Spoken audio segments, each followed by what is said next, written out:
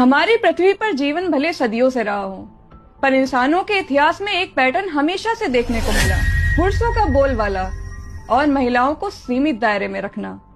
आप आज ये जो थोड़ी सी आजादी पाई हैं, ये अभी कुछ सालों पहले ही मिली है, और इस आजादी में सबसे बड़ा योगदान एक इंसान का था।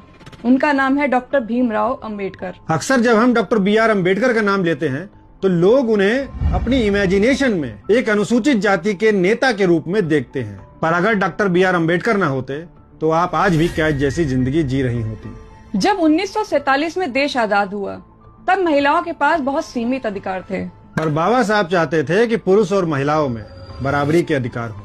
और ऐसा कोई अच्छा इंसान ही सोच सकता है जिसे प्रकृति से प्रेम हो, जिसके अंदर इंसानियत हो। आजादी के पहले हालात ये थे कि सिर्फ बेटों को ही संपत्ति में हिस्सेदार माना जाता था, बेटियों को ये अधिकार नहीं थे। शादी के बाद पति आपको मारे पीटे, आपकी जिंदगी नरक बना दे, फिर भी आपको उसके साथ ही रहना पड़ता था। तलाक का अधिकार भी नहीं था, विधवा महिलाएं दूसरी शादी भी नहीं कर सकती थी।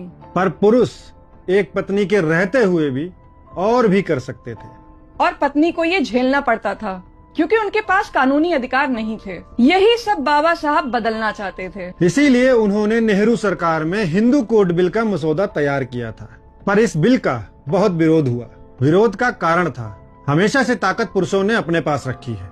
उन्हें डर था कि इस बिल से महिलाओं को संपत्ति में हिस्से का अधिकार मिल जाएगा, तलाक देने का भी अधिकार मिल जाएगा, पुरुष कई शादियां भी नहीं कर पाएंगे और विधवा महिलाएं भी दूसरी शादी कर पाएंगी। इस तरह से कई अधिकार महिलाओं को मिल जाएंगे। कुल मिलाकर अगर महिलाएं ना करना सीख गईं, तो पुरुषों का उन पर से कंट्रोल खत्म हो जाएगा। पर बाबा साहब अड़े थे इस बिल को पास करवाने में। ऐसा कई अध्ययनों से पता चला है कि नेहरू जी विरोध को देखते हुए डर रहे थे, इसीलिए इस बिल को टाल रहे थे। अब यहाँ कोई साधारण नेता होता तो क्या करता? वो सोचता, अरे छोड़ो, मुझे क्या, मैं तो देश का कानून मंत्री हूँ, मैं क्यों पंगा लूं। ज्यादातर लोग कुर्सी से चिपक जाते हैं। लेकिन बाबा साहब अलग ही मिट्टी के इंसान थे। उन्होंने इस बिल को अधिक समय तक टलने की वजह से मंत्री पद से इस्तीफा दे दिया।